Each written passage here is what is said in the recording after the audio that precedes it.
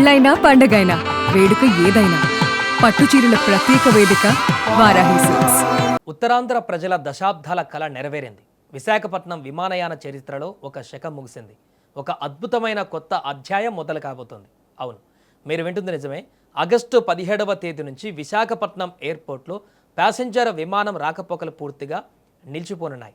వాటి స్థానంలో విజయనగరం జిల్లాలో అత్యంత ప్రతిష్టాత్మకంగా అధునాతన హంగులతో నిర్మించిన అల్లూరి సీతారామరాజు అంతర్జాతీయ విమానాశ్రయం అంటే మన భోగాపురం ఎయిర్పోర్ట్ అందుబాటులోకి రాబోతోంది.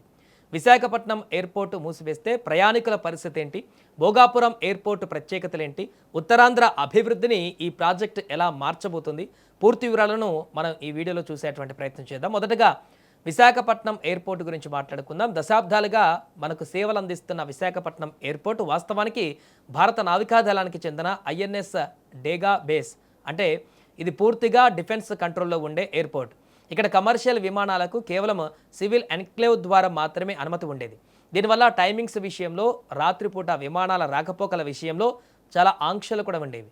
ఇప్పుడు భోగాపురం ఎయిర్పోర్ట్ పూర్తి కావడంతో ఆగస్టు 17 అర్ధరాత్రి 12 గంటల 1 నిమిషం నుంచి విశాఖ ఎయిర్పోర్ట్లో వాణిజ్య కార్యకలాపాలు పూర్తిగా ఆగిపోతాయి. విశాఖ ఎయిర్పోర్ట్కి ఉండే ఇంటర్నేషనల్ కోడ్ VTZకు కూడా అధికారికంగా భోగాపురం ఎయిర్పోర్టుకు బదిలీ చేశారు. అయితే విశాఖ ఎయిర్పోర్టు పూర్తిగా మూతపడదు. ఇకపై అది కేవలం భారత వాయుసేన, సాయుధ దళాలు మరియు అత్యవసర సమయాలలో ప్రభుత్వ VIP విమానాల కోసం మాత్రమే ఉపయోగించబడుతుంది. ఇక భోగాపురం ఎయిర్పోర్ట్ విషయానికి వస్తే ఇది దేశంలోనే సరికొత్త రికార్డు సృష్టించింది. కేవలం 31 నెలల్లోనే, అంటే నిర్దేశించిన గడువు కంటే 5 నెలల ముందే దీని నిర్మాణం పూర్తి కావడం విశేషం. ఏకంగా 4,727 కోట్ల రూపాయల భారీ వ్యయంతో నిర్మించిన ఈ గ్రీన్ఫీల్డ్ ఎయిర్పోర్టును ఆగస్టు 1వ తేదీన ప్రధానమంత్రి నరేంద్ర మోదీ గారు అట్టహాసంగా ప్రారంభించబోతున్నారు. DGCA ఏరోడ్రోమ్ లైసెన్స్ సహా భద్రత, పర్యావరణ, అగ్నిమాపక అనుమతులన్నీ ఇప్పటికే ఈ ఎయిర్పోర్టుకు లభించాయి. మొత్తం 2,703 ఎకరాల సువిశాల విస్తీర్ణంలో ఈ ప్రాజెక్టును ఏర్పాటు చేశారు.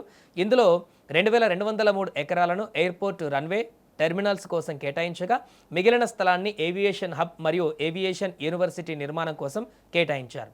దీని టెక్నికల్ స్పెసిఫికేషన్స్ వింటే ఎవరైనా ఆశ్చర్యపోవాల్సిందే. విశాఖలో రన్వే చిన్నగా ఉండడం వల్ల పెద్ద విమానాలు దిగేవి కావు. కానీ భోగాపురంలో ఏకంగా 3,800 మీటర్ల పొడవైన భారీ రన్వేను నిర్మించారు. దీనివల్ల Boeing 777, dream liner, air bus A110 వంటి ప్రపంచంలోనే అతిపెద్ద కమర్షియల్ విమానాలు కూడా సులభంగా ఇక్కడ ల్యాండ్ అవుతాయి.